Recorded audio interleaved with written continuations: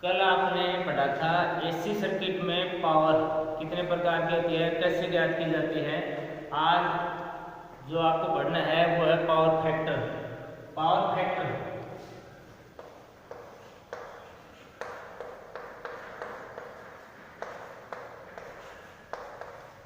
Power factor यानी शक्ति गुणांक।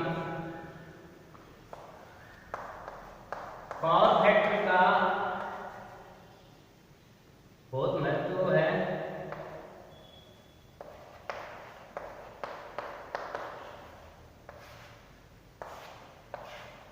अब ये पावर फैक्टर होता क्या है, तो इसको तीन प्रकार से परिभाषित कर सकते हैं। पहला है वोल्टेज और करंट। वोल्टेज और करंट के बीच बढ़ने वाले कोण के कोसाइन को पावर फैक्टर या शक्ति गुणांक कहते हैं। वोल्टेज और करंट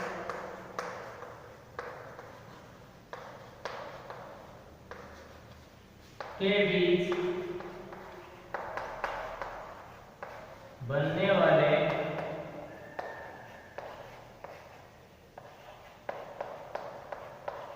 कोण के कोसाइन को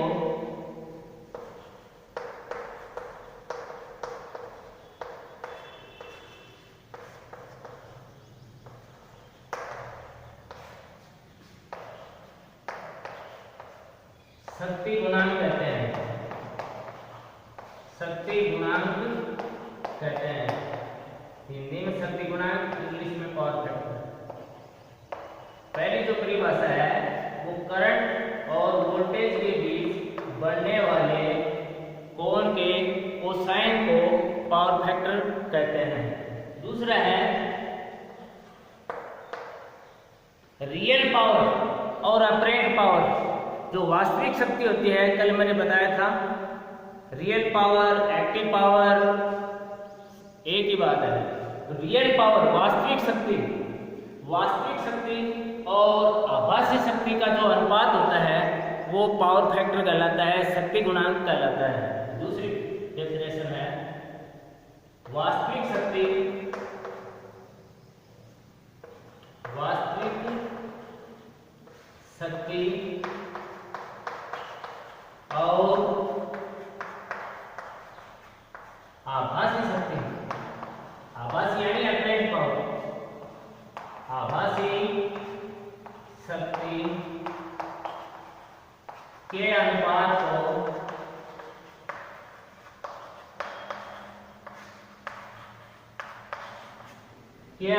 को शक्ति गुणांक कहते हैं। शक्ति गुणांक कहते हैं।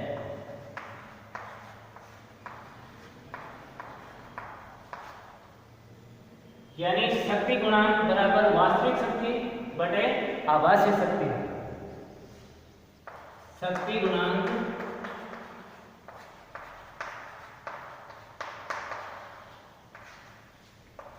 बराबर होता है वास्तविक शक्ति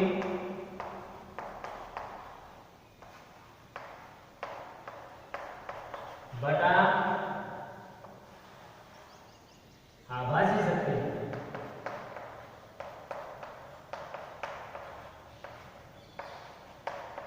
बटा आभासी शक्ति। शक्ति गुणांक, शक्ति गुणांक की जो परिभाषा है दूसरी, वो वास्तविक शक्ति और आभासी शक्ति का अनुपात होता है। इसको वास्तविक शक्ति को रियल पावर, एक्टिव पावर कहते हैं। आभासी शक्ति यानी अपरेंट पावर। यानी power factor, power factor is equal to real power, real power upon apparent power.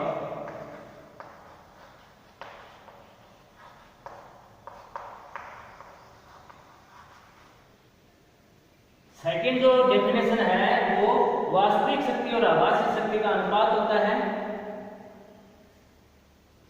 अब रियल जो पावर याद करते हैं उसके लिए मैंने कल फार्मूला बताया था। सिंगल फेज एसी में रियल पावर याद करने का, जो ट्रू पावर होती है उसको याद करने का जो फार्मूला है वो है V × I cos phi या cos थीटा।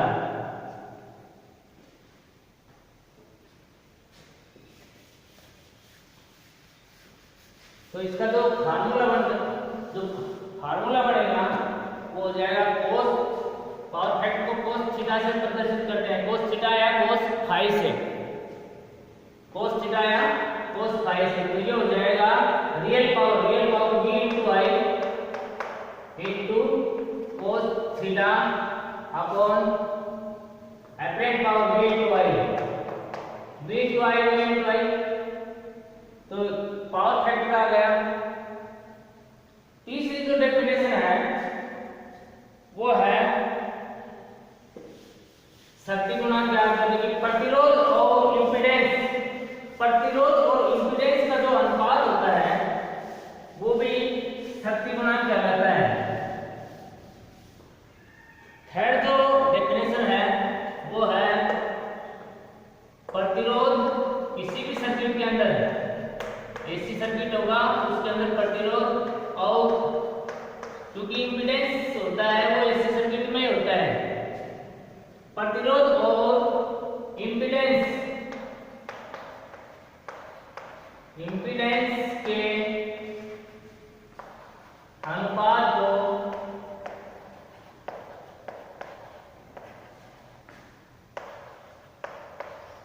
शक्ति गुणांक कहते हैं। शक्ति गुणांक या पावर फैक्टर कहते हैं।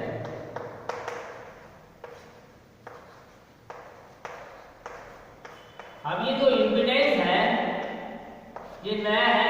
इम्पीडेंस क्या होता है? एसी सर्किट में जो टोटल प्रतिबाधा होती है उसको इम्पीडेंस बोलते हैं। इसको Z से प्रदर्शित करते हैं। इम्पीडेंस को किससे दर्शाते हैं? Z से दर्शाते हैं। ये एसी सर्किट के अंदर टोटल जो प्रतिरोध होता है, जो टोटल प्रतिबाधा होती है उसको इम्पीडेंस बोलते हैं और इसको Z से प्रदर्शित करते हैं। जिस प्रकार से प्रतिरोध की इकाई ओम होती है और इसको R से प्रदर्शित करते हैं, इसी प्रकार इम्पीडेंस को Z से प्रदर्शित करते हैं और इसकी इकाई ओम होती है। तो इस प्रकार से तीन डेफिनेशन हो गई। पहली डेफिनेशन मैंने बताई है वोल्टेज और करंट के बीच बनने वाले कोण की कोसाइन को शक्ति गुणांक या पावर फैक्टर कहते हैं। सेकंड जो डेफिनेशन होती है पावर फैक्टर की वो होती है वास्तविक शक्ति यानी true power, real power, active power और आभासी यानी अपरेंट पावर, इसका जो अनुपात होता है उसको पावर फैक्टर कहते हैं, शक्ति गुणांक कहते हैं। थर्ड डेफिनेशन किसी एसी सर्किट में प्रतिरोध और इम्पीडेंस का जो अनुपात होता है उसको शक्ति गुणांक कहते हैं। यानी शक्ति गुणांक को हम प्रदर्शित करते हैं cos थीटा या cos फाई से।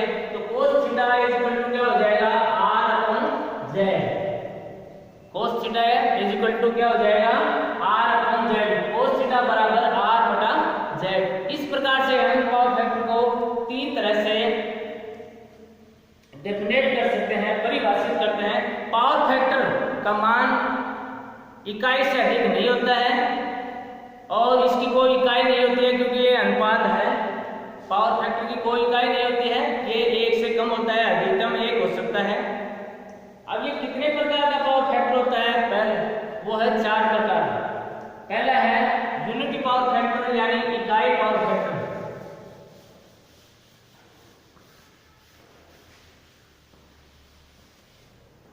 पहला जो होता है वो होता है यूनिटी पावर फैक्टर। यूनिटी यानी इकाई, यूनिटी पावर फैक्टर।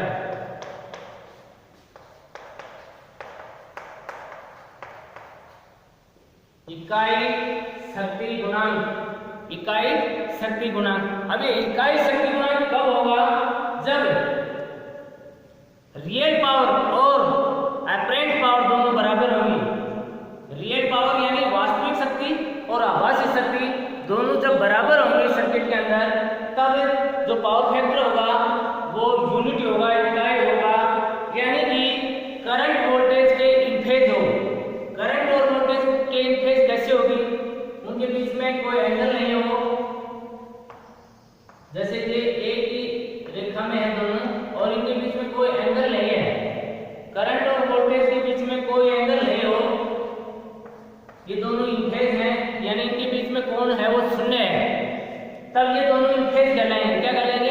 इन फेज। तो एसी सर्किट में जब करंट और वोल्टेज दोनों इन फेज हों तो जो पावर फैक्टर होगा वो इकाई होगा, यूनिट होगा।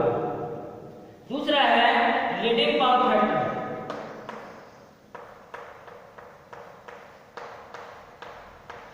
Leading power factor, leading power factor का मतलब है लीड, लीड यानी आगे।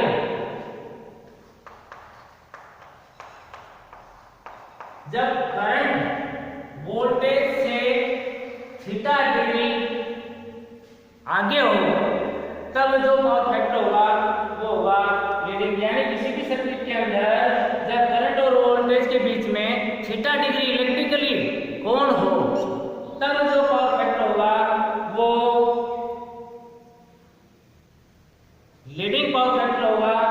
और इसमें रियल पावर अपरेंट पावर से कम होगी, जो वास्तविक शक्ति है वो आभासी शक्ति से कम होगी। इसको फिगर के द्वारा हम दर्शा सकते हैं ऐसे, ये थीटा डिग्री एंगल है। अब इसमें करंट आगे है, ये करंट है I और ये वोल्टेज है V। अब ये वोल्टेज है, ये करंट से पीछे है, यानी करंट आगे है वोल्टेज पीछे है, ऐसे करते हैं अपन।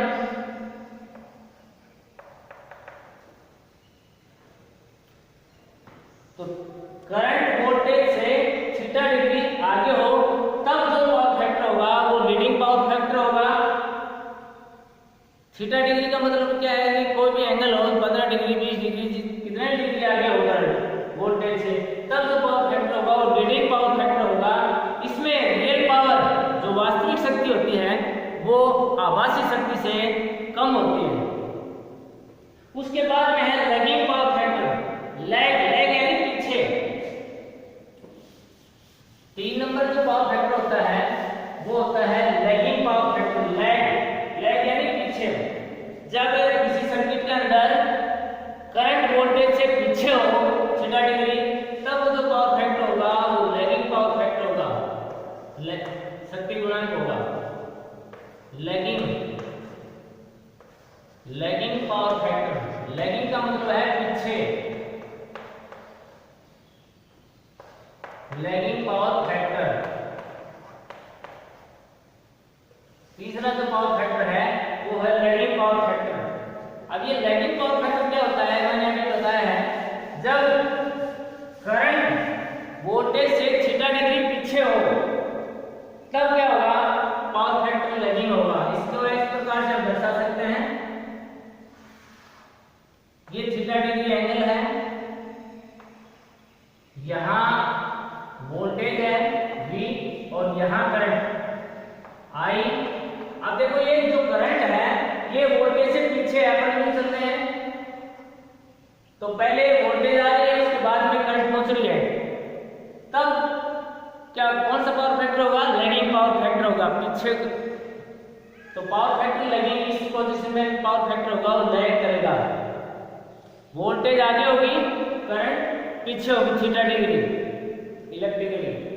उसके बाद में है जीरो पावर फैक्टर। 4 नंबर जो पावर फैक्टर होता है वो होता है जीरो, शून्य, zero power factor. Zero power factor, शून्य शक्ति गुणांक। अब शून्य शक्ति गुणांक कब होगा, जब वोल्टेज और करंट के बीच में 90 डिग्री इलेक्ट्रिकली कोण होगा, विद्युतीय कोण होगा, तब जो पावर फैक्टर होगा वो जीरो होगा। तो इसके हम दर्शाने के लिए कैसे दर्शाएंगे, यहां ये वोल्टेज, ये 90 डिग्री का एंगल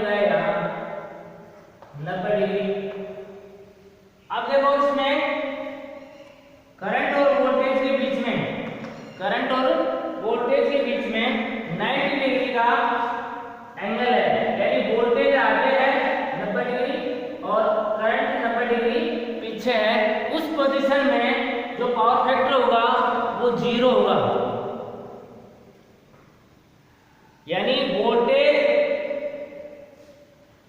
करंट से 90 डिग्री इलेक्ट्रिकली आगे है। जब इन दोनों में 90 डिग्री का डिफरेंस होगा इलेक्ट्रिकली, तब जो पावर फैक्टर होगा वो 0 पावर फैक्टर होगा। इस प्रकार से पावर फैक्टर 4 प्रकार का हो गया। पहले मैंने बताया है यूनिटी पावर फैक्टर, इकाई पावर फैक्टर, दूसरा लीडिंग पावर फैक्टर, तीसरा मैंने बताया है लैगिंग, लैग का मतलब पीछे, लीड का मतलब आगे, और चौथा मैंने बताया है शून्य पावर फैक्टर। ये किस किस पोजीशन में होगा वो मैंने बताया है। उसके बाद में है इफेक्ट ऑफ रिएक्टिव पावर। अभी कल जो पढ़ रहे थे पावर 3 तरह की होती है, एपरेंट पावर, रियल पावर और रिएक्टिव पावर।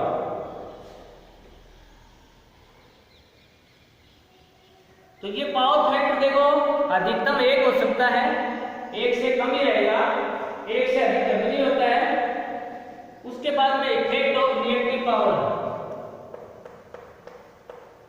इफेक्ट यानी प्रभाव, इफेक्ट ऑफ रिएक्टिव पावर।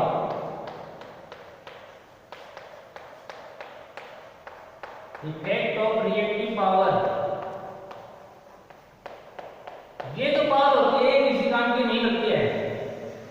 जो रिएक्टिव पावर जो होती है ये किसी काम की नहीं होती है, ये यूजलेस होती है, वाटलेस होती है, इसका कोई कार्य नहीं है। ये लोड द्वारा ली गई करंट को बढ़ाई देता है। जैसे ट्रांसफार्मर है, कोई हमारे पास 100 kVA का एक ट्रांसफार्मर है, हमारे पास एक 100 kVA का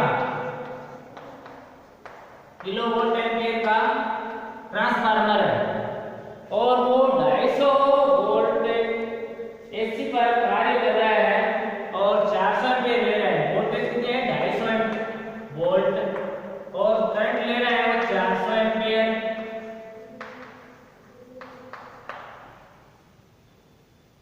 अब ये देखो जब पावर ज्ञात करेंगे अपन, power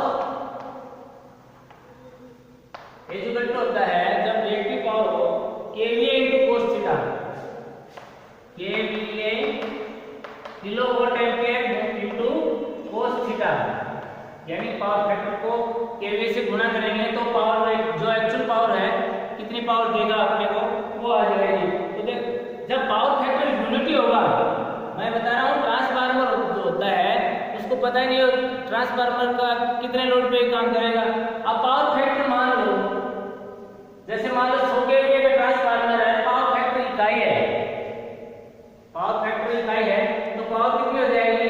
100 kVA into power factor 1 यानी 100 किलोवाट, 100 किलोवाट। यानी पावर फैक्टर जब यूनिटी होगा तब जो ट्रांसफार्मर आउटपुट देगा वो 100 किलोवाट में देगा, 100% देगा। अब यदि पावर फैक्टर मान लो 0.8 हो जाता है तो पावर कितनी हो जाएगी?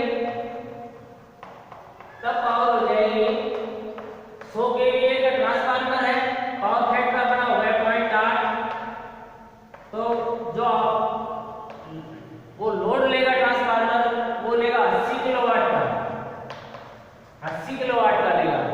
अब यदि मान लो पावर फैक्टर 0.5 हो गया तो पावर कितनी हो जाएगी?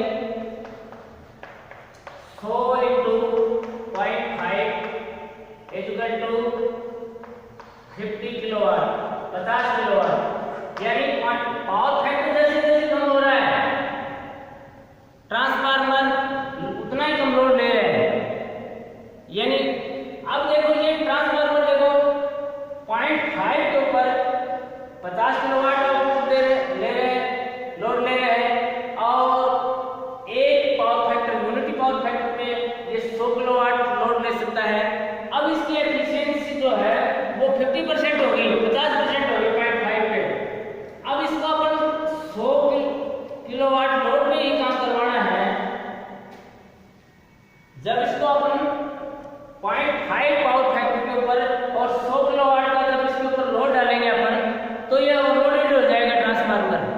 ओवरलोडेड हो जाएगा, करंट ज़्यादा लेने लग जाएगा, जो तार वगैरह होते हैं वो ओवरलोडेड हो जाएंगे करंट ज़्यादा फ्लो होने से, ज़्यादा बहने से। इस प्रकार से उसकी एफिशिएंसी ट्रांसफार्मर की कम हो जाएगी और वो गर्म हो जाएगा और जलने का भी खतरा हो जाएगा। तो इस प्रकार से पावर फैक्टर का बहुत महत्व है। पावर फैक्टर जैसे जैसे कम होता है वैसे वैसे मशीनों की जो दक्षता होती है वो कम होती जाती है और उतनी शक्ति यदि अपन लेते हैं उसके ऊपर उतना ही लोड डालते हैं तो वो हीट होने लग जाती हैं ज़्यादा करंट फ्लो होने की वजह से। तो इसलिए पावर फैक्टर का बहुत ही महत्व है। और ये ट्रांसफार्मर की जो कैपेसिटी होती है ये केवीए में ही होती है, उसको पावर फैक्टर से अपन मल्टीप्लाई करके और वास्तविक जो लोड है उसका वो ज्ञात करते हैं कितने लोड के ऊपर वो चल रहा है। तो ये जो रियल पावर और अप्रेंट पावर का जो अनुपात है ये धीरे धीरे कम होता जाता है, तो पावर फैक्टर कम हो जाएगा। पावर फैक्टर कम होने से ट्रांसफार्मर लोडेड हो जाता है। मैं मतलब कि यह समझाने का, अब पावर फैक्टर देखो यूनिटी पावर फैक्टर के ऊपर, इकाई पावर फैक्टर के ऊपर, इसके ऊपर लोड 100 किलोवाट का डाल सकते हैं, कोई प्रभाव नहीं पड़ेगा, नो कोई उसकी करंट फ्लो ज्यादा होगी। 0.8 पे 80 किलोवाट लोड लेगा वो, और 0.5 यदि हो जाता है पावर फैक्टर तो वो 50 किलोवाट लोड लेगा। 50 किलोवाट यानी इसकी जो एफिशिएंसी दक्षता है वो 50% होगी। तो पावर फैक्टर जैसे जैसे अब इसी ट्रांसफार्मर पे लोड तो नहीं है 100 किलोवाट लेना है, अब 100 किलोवाट लेंगे और ये दे रहा है 50, तो ये ओवरलोडेड हो जाएगा, इसके ऊपर एक ज्यादा वजन डालेंगे। तो इस प्रकार से पावर फैक्टर का बहुत महत्व है। उसके बाद में है advantage of low power, disadvantage of low power. Low power के कुछ अवगुण हैं, वो क्या क्या हैं वो मैं बताऊंगा।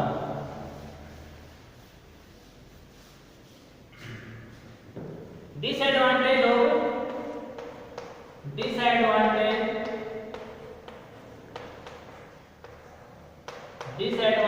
Of low power factor. शक्ति गुणांक के कम होने से क्या क्या जो अवगुण होंगे वो मैं बताऊंगा, क्या क्या हानियां होंगी।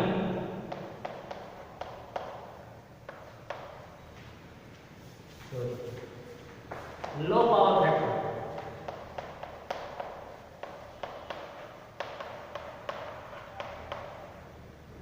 Disadvantage of low power factor. Low power factor के जो अवगुण हैं वो क्या क्या हैं।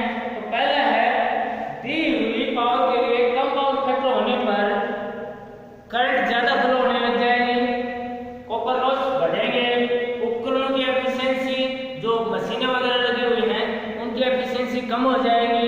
अभी थोड़ी देर पहले मैंने बताया था। तो इस प्रकार से जो लाइनें हैं वो ओवरलोडेड हो जाएंगी। दूसरा है कम पावर फैक्टर से generator, transformer, switch, gear, switch gear सब ओवरलोडेड हो जाएंगे। कम पावर फैक्टर से जो ट्रांसमिशन लाइन होती हैं, डिस्ट्रीब्यूशन लाइन होती हैं, उनके वो भी उनमें ज्यादा करंट फ्लो होने से और उनकी जो तार की जो मोटाई है वो बढ़ानी पड़ेगी, जो पोल वगैरह है वो मोटे लगाने पड़ेंगे, खर्चा बढ़ जाएगा। वोल्टेज रेगुलेशन है वो बढ़ जाएगी। जो इनकैंडिसेंट लैंप हैं हमारे वो क्या करेंगे, रोशनी कम देने लग जाएंगे लो पावर फैक्टर होने से। कई बार कहते हैं गाँव में लाइट डिम आ रही है, डिमिंग का मतलब यही होता है कि पावर फैक्टर वीक हो गया। पावर फैक्टर वीक होगा, कम होगा, क्योंकि ये पावर फैक्टर होता है ये इंडक्टिव लोड जो होते हैं उनकी वजह से कम होता है। इंडक्टिव लोड कौन सा होता है, जो वॉल्यूम वाला जो लोड होता है, कुंडली का जो लोड होता है, जैसे मोटरों में कुंडलियां होती हैं, इस प्रकार से कुंडलियों वाला जो लोड होता है वो इंडक्टिव लोड कहलाता है। अब इंडक्टिव लोड जितना होगा, क्योंकि इंडस्ट्री के अंदर तो सभी मोटरें लगे होती हैं, इंडक्टिव लोड ज्यादा होता है तो वहाँ पावर फैक्टर कम होता है। तो उन इंडस्ट्री वालों को, फैक्ट्री वालों को ये हिदायत दी जाती है कि आपका पावर फैक्टर सही रखना पड़ेगा, नहीं तो हम आपका कनेक्शन काट देंगे। अब उसके लिए वो क्या करते हैं, पावर फैक्टर को बढ़ाने के लिए वो कैपेसिटर या सिंक्रोनस मोटर का प्रयोग करते हैं। मैं बताऊंगा उसके बारे में। ट्रांसमिशन लाइन है, जब करंट ज़्यादा होगी वोल्टेज ड्रॉप ज़्यादा होंगे, वोल्टेज कम हो जाएगी, ये सब है। तो विद्युत का जो खर्चा है वो बढ़ जाएगा लो पावर फैक्टर होने से। ये सारे नुकसान हैं, लो पावर फैक्टर से बहुत सारे नुकसान हैं। अब हाई पावर फैक्टर होने से क्या क्या फायदे हैं? तो advantage of high power factor,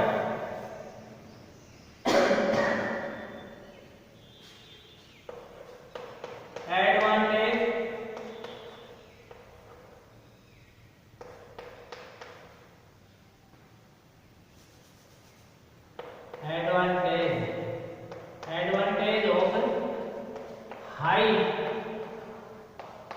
power factor.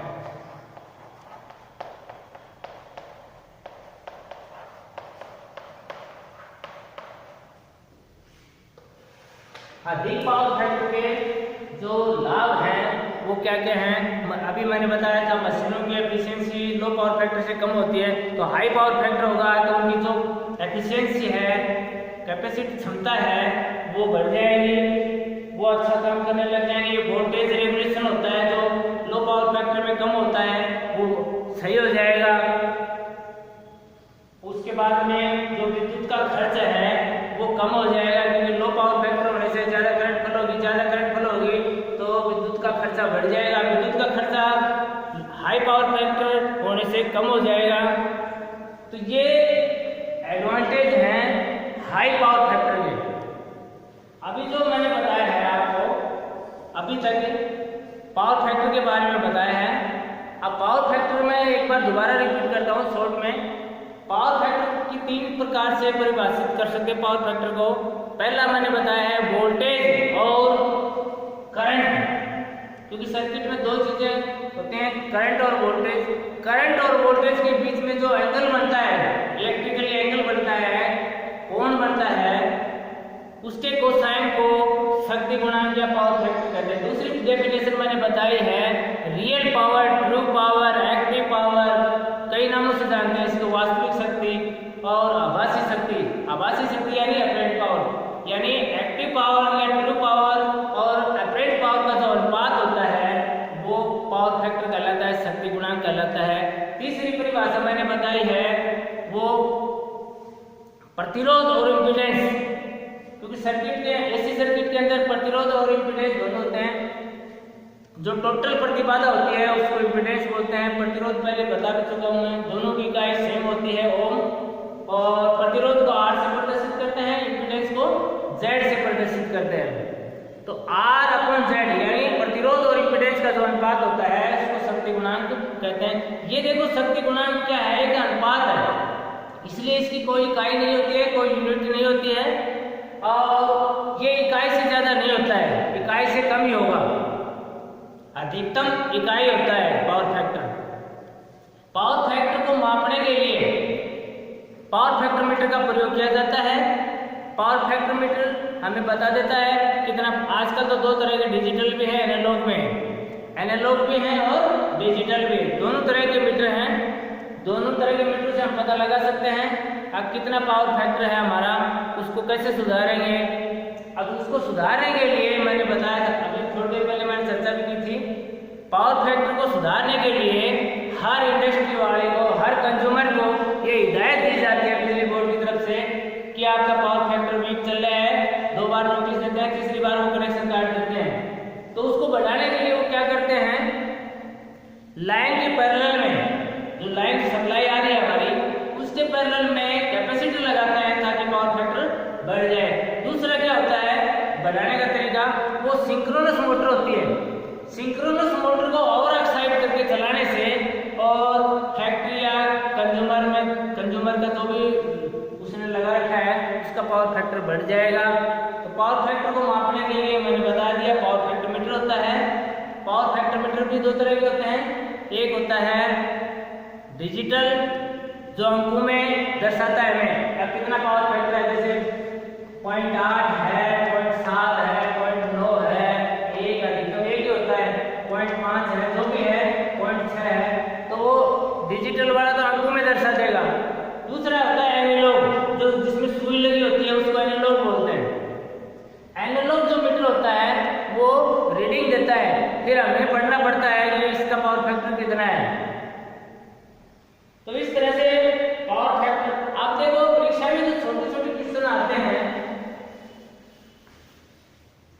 परीक्षा में प्रश्न किस तरह के पावर फैक्टर क्या होता है उसकी परिभाषाएं पूछ लें। उसके बाद में वो रियल पावर और अपरेंट पावर के अनुपात को क्या कहते हैं, छोटे छोटे टेस्टिंग के क्वेश्चन बनते हैं इसमें। इम्पीडेंस को किससे प्रदर्शित करते हैं, इम्पीडेंस की इकाई क्या होती है। उसके बाद में जो सिंगल फेज की जो पावर होती है वो कैसे ज्ञात की जाती है, तो मैंने बताया सिंगल फेज में V × I cos theta power factor से गुणा करेंगे, वोल्टेज और करंट और पावर फैक्टर तीनों का गुणनफल होगा वो पावर ज्ञात करेगा। उसके बाद में छोटे क्वेश्चन बनते हैं हाई पावर फैक्टर के क्या बेनिफिट हैं, क्या क्या लाभ हैं, तो और लो पावर फैक्टर होगा तो हमें क्या नुकसान होगा। लो पावर फैक्टर के मैंने बहुत सारे नुकसान बताए हैं, सारी मशीन है, ट्रांसफार्मर है, जो भी उपकरण लगे हुए हैं वो ओवरलोडेड हो जाते हैं, वोल्टेज ड्रॉप हो जाते हैं, वोल्टेज रेगुलेशन घट जाती है, लाइनें भी ओवरलोडेड हो जाती हैं, ट्रांसमिशन लाइन हो चाहे वो डिस्ट्रीब्यूशन लाइन हो। अब जब ज़्यादा करंट फ्लो होगा तो तार मोटा लेना पड़ेगा, तार मोटा लेना पड़ेगा तो जो पोल लगे हुए हैं विद्युत के वो भी हैवी लेने पड़ेंगे, यानी विद्युत का खर्चा बढ़ेगा।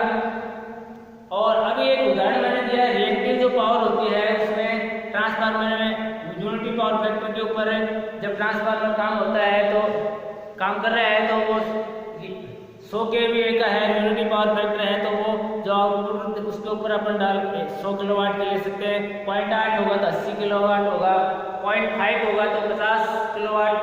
अब आप क्या करेंगे, वो 0.5 के ऊपर 0.5 के पावर फैक्टर के ऊपर और उसके ऊपर 100 किलोवाट का लोड डालेंगे तो वो ओवरलोडेड होगा, ज़्यादा करंट फ्लो करेगी, वो फ्लो होगी उसमें और गर्म हो जाएगा तो उसकी एफिशिएंसी भी कम हो जाएगी।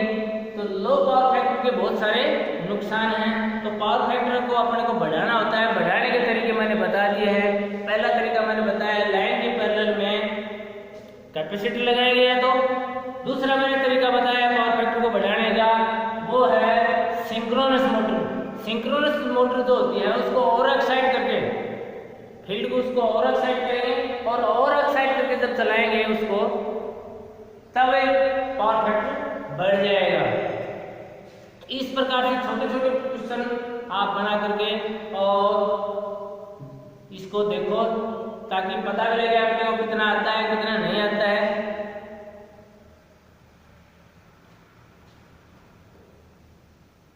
उसके बाद में कल मैंने पावर पढ़ाई थी। अब देखो जो 3 फेज की जो पावर होती है, सिंगल फेज की पावर के लिए बताया था मैंने फार्मूला। 3 फेज की जो पावर होती है वो जो होती है उसके लिए फार्मूला अलग होता है। 3 फेज में पावर जो होती है वो होती है √3 VL/IL cos थीटा, ये होती है 3 फेज। और सिंगल फेज में क्या होती है V × I cos थीटा, ये सिंगल फेज इसके लिए है। 3 फेज के लिए अलग होती है फार्मूला और सिंगल फेज के लिए अलग होता है। और डीसी में हम जो पावर ज्ञात करते हैं उसमें हमें दो चीजों की जरूरत होती है, वोल्टेज और करंट। V × I होता है उसी से पावर निकल जाती है, लेकिन एसी में पावर फैक्टर को उससे गुणा करते हैं। इस प्रकार से हम पावर और पावर फैक्टर ज्ञात करते हैं। अब मैंने फार्मूले में बता दिया पावर फैक्टर। यदि आप अब जैसे मान लो आपको प्रतिरोध दे दिया हो और इम्पीडेंस का मान दिया हो तो अपन पावर फैक्टर निकाल सकते हैं। अभी थोड़ी देर पहले मैंने बताया पावर फैक्टर कम क्यों होता है। पावर फैक्टर इंडक्टिव जो लोड होते हैं, इंडक्टिव लोड का मतलब मैंने बताया कि जिनमें कोयले लगे हुए हैं, कोई भी लोड हो उसमें ये कुंडलियां लगी हुई हो, कुंडली वाला जो लोड होता है वो इंडक्टिव लोड होता है। ऐसा जो लोड होगा कुंडली वाला, कोयल वाला, तब पावर फैक्टर कम होता है। और ये मोटरों में, पंखों में, इनमें कुंडलियां होती हैं तो इनकी वजह से क्या है पावर फैक्टर वीक हो जाता है, कम हो जाता है। अब कई बार क्या कहते हैं बल्ब है वो डिम जल रहा है, लाइट कम आ रही है, तो उसका कारण यही है अगर लो पावर फैक्टर हो रहा है। ठीक है, तो इस तरह से ये पावर फैक्टर अभी कंप्लीट हो गया।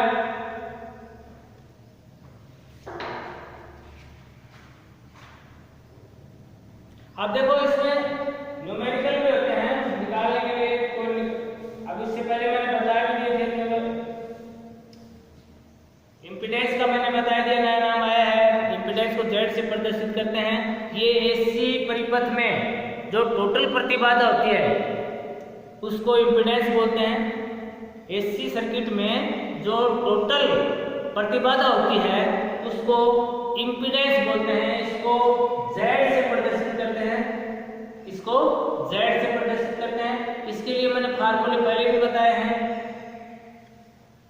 जैसे Z बराबर R square plus XL square, कई तरह के फार्मूले बताए हैं। और XL क्या है? इफेक्टिव रिएक्टेंस, इसकी इकाई भी ओम ही होती है। अब XL भी हो और XC यानी कैपेसिटिव रिएक्टेंस, तो उसमें से क्या करेंगे, जो ज्यादा होगा वो प्लस माइनस हो जाएगा, उसका भी स्क्वायर होगा। इस प्रकार से अपन Z ज्ञात करेंगे। तो कई फार्मूले हैं। और दूसरा मैंने बताया है cos थीटा, जैसे पावर फैक्टर दिया हो, प्रतिरोध दिया हो तो इम्पीडेंस निकाल सकते हैं।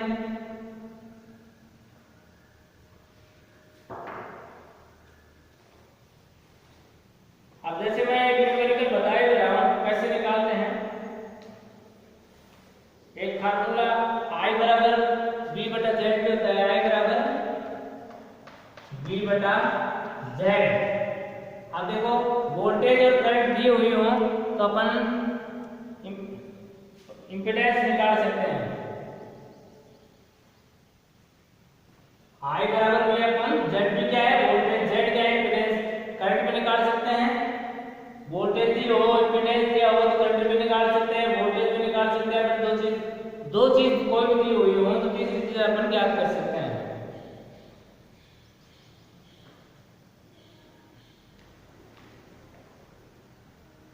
अब देखो एक न्यूमेरिकल में बताता हूं, क्योंकि अपन ये पहले पढ़ चुके हैं।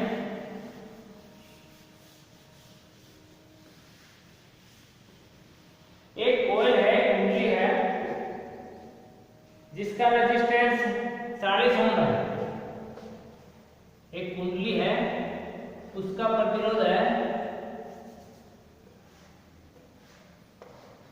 40 ओम। एक कुंडली जिसका प्रतिरोध 40 ओम है और जो उसकी इंडक्टेंस है वो है 0.07। ये कुंडली है, इसकी जो इंडक्टेंस है वो है 0.07 हेनरी, 0.07 हेनरी। H क्या है? हेनरी। इंडक्टेंस की इकाई है हेनरी।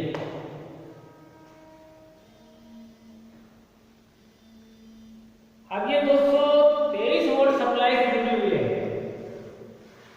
223 वोल्ट सप्लाई के साथ जुड़ा हुआ है सर्किट। अब अपने को इम्पीडेंस, इस सर्किट की इम्पीडेंस ज्ञात करनी है। पहला क्या ज्ञात करना है? इम्पीडेंस।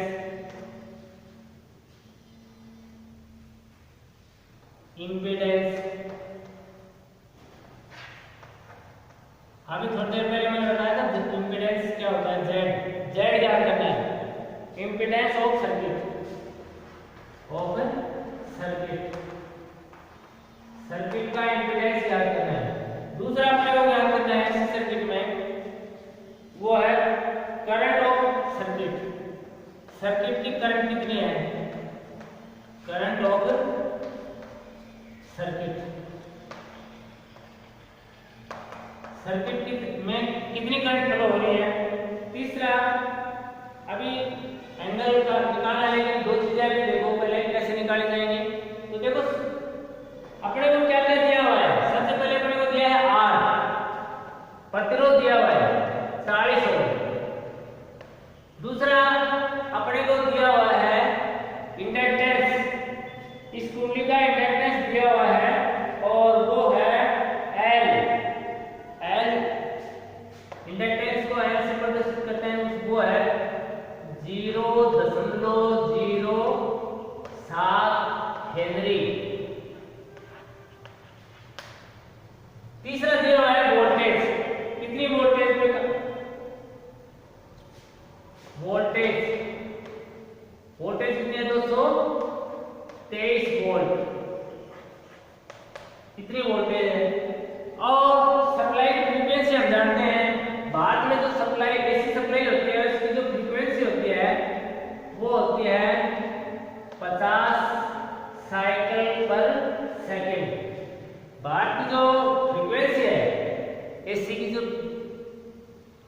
फ्रीक्वेंसी मैंने बताया प्रति सेकंड जो साइकिलों की संख्या होती है उसको फ्रीक्वेंसी बोलते हैं। प्रति सेकंड साइकिलों की जो संख्या होती है उसको फ्रीक्वेंसी। अब ये बाहर में जो इसकी सप्लाई है इसकी फ्रीक्वेंसी कितनी है, ये 50 है। एक सेकंड के अंदर 50 साइकिल बढ़ते हैं। मैंने पहले बता दिया साइकिल कैसे होती है। एक साइकिल कैसे होती है, ये इस तरह की साइकिल, एक साइकिल होता है यहाँ से लेकर के और यहाँ तक, ये एक साइकिल है, एक साइकिल। अब देखो इस तरह की एक सेकंड के अंदर 50 साइकिल बढ़ती है। देखो ये पॉजिटिव है, ये नेगेटिव है। अब देखो ये करंट, देखो एक बार तो पॉजिटिव में विद्यमान से फिर यहाँ शून्य हो जा रही है, यहाँ शून्य हो गई, फिर यहाँ शून्य हो गई, या नेगेटिव है विद्यमान पर जा रही है, फिर शून्य पर जा रही है। अब देखो एक साइकिल में करंट है वो कितनी बार शून्य हो रही है, 3 बार। ऐसे 50 साइकिल है, 50 साइकिल, 50 तो एक सेकंड में 150 बार ये जो लाइटें वगैरह है, जो भी विद्युत के उपकरण हैं, इनमें सप्लाई 150 बार एक सेकंड के अंदर जीरो हो जाती है। फिर भी अपने को लगातार चलते हुए नजर आते हैं क्योंकि इनकी स्पीड बहुत ज्यादा है। क्योंकि ये जो प्रक्रिया होती है वो एक सेकंड में होती है, जिसका पता ही नहीं लगता है। तो ये चीजें अपने दी हुई है। अब देखो अपने मेन मुद्दे पर चलते हैं। अपने को क्या क्या ज्ञात करना है, इम्पीडेंस ज्ञात करना है। अब इम्पीडेंस ज्ञात करने के लिए अपने को और इंडक्टिव रिएक्टेंस निकालना होगा। इसका क्या निकालना होगा, इंडक्टिव रिएक्टेंस। इंडक्टिव रिएक्टेंस ज्ञात करने का जो फार्मूला होता है वो होता है XL बराबर 2 पाई FL। 2 पाई, पाई का मान 22/7 होता है या 3.14। F क्या है, फ्रीक्वेंसी है। L क्या है, इंडक्टेंस है। हेनरी में मैंने बताया है, वो हेनरी में है। तो अभी अपन ये सोल्व करेंगे। तो सबसे पहले अपन क्या निकालेंगे, XL। इस सर्किट का XL निकालेंगे, इंडक्टिव रिएक्टेंस निकालेंगे। XL कितना आ जाएगा, XL बराबर हो जाएगा 2 इंटू पाई का मान होता है 22/7 इंटू फ्रीक्वेंसी मैंने बताया कितनी होती है 50 साइकिल पर सेकंड इंटू इंडक्टेंस जो होता है वो है 0.07। अभी पॉइंट हटा देंगे, 100 हो जाएगा। सोल्व कर लेंगे इसको, 2 बार हो गया, 2 से 2 कट गया, 7 से 7 कट गया। अब ये कितना ओम आ गया XL। जो इंडक्टिव रिएक्टेंस होता है उसकी इकाई भी ओम होती है, तो ये आ गया 22 ओम। कितना आ गया, 22 ओम आ गया। XL निकाले। अब इसके बाद में अपन निकालेंगे इंपीडेंस। जो मेन पॉइंट है अपना पहले तो ज्ञात करना है इंपीडेंस। इंपीडेंस का जो फार्मूला होता है वो मैंने बताया था पहले।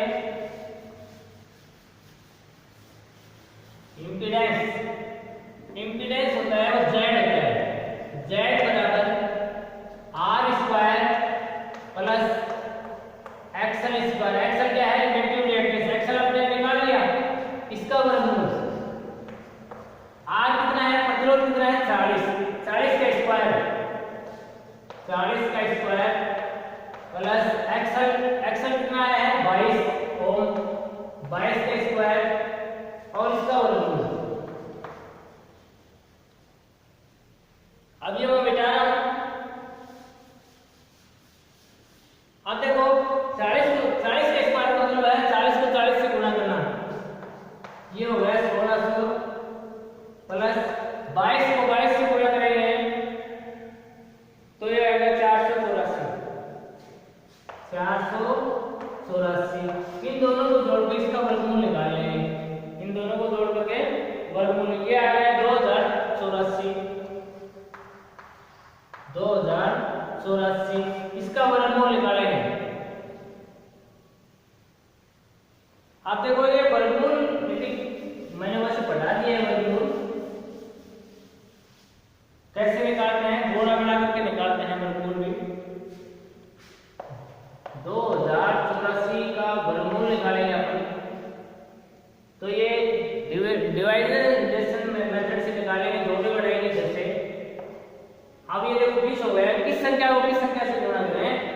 अपन 20 के लगभग पहुंच जाएंगे। तो देखो 4 चौक 16, 4 को 4 से गुणा करेंगे 16 आ जाएगा, 5 को 5 से गुणा करेंगे तो 25, 25 इससे ज्यादा हो जाता है तो 4 बार, 4 चौका 16। अब घटा देंगे, कितने बच गए? 4 बच गए। इसमें 4 से इसको गुणा किया तो 4 इसमें प्लस करेंगे, 4 4 8 हो जाएगा। अब अपन इसमें जोड़ा उतारेंगे। अब देखो यहाँ जो संख्या रखेंगे उसी से पूरे को गुणा करेंगे, कितना रखे हैं ये निकल गए। तो देखो 5, यहाँ 5 रखेंगे अपन, ये होगा 85, 85 को 5 से गुणा करेंगे अपन तो ये आ जाएगा 5 का 25, 2 8 39 2 425 आ गया। तो ये कितनी बार गया? 5 बार आ गया 425। अब दोबारा घटा लो,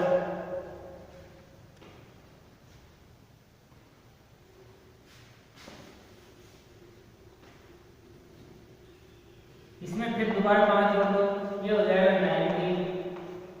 आप देखो घटाओ, इसमें ये हो गया 9 बच गया, यहाँ 7 में से 2 गए 5।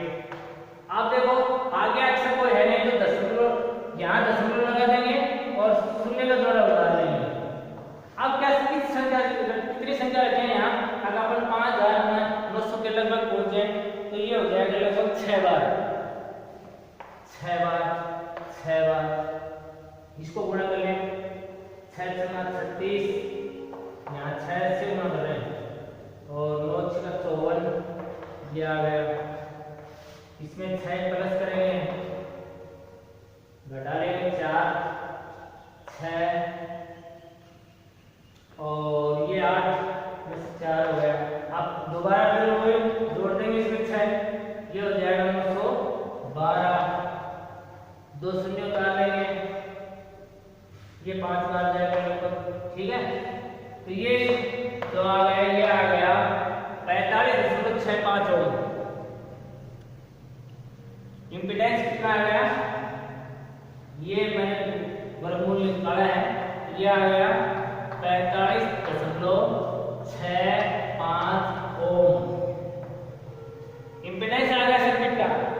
उसके बाद में करंट निकालेंगे, उसके बाद में क्या निकालना था? करंट निकालने का फार्मूला मैंने बताया था, I बराबर क्या होता है? V बटा Z। I बराबर क्या होता है? V बटा Z। I करंट, वोल्टेज बटा इम्पीडेंस। वोल्टेज कितनी सर्किट की बताई थी मैंने? 223 वोल्ट पे उसको जोड़ा गया था तो 223 वोल्ट बटा इम्पीडेंस। इम्पीडेंस कितना आया था? 45.65 ओम। अब इसको सॉल्व कर लेंगे,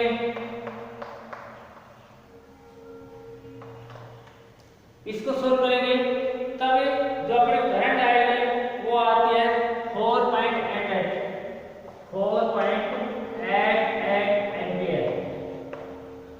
कितनी एम्पियर सर्किट में फ्लो होगी? इस तरह से अपन न्यूमेरिकल करेंगे। समझ में आ गया?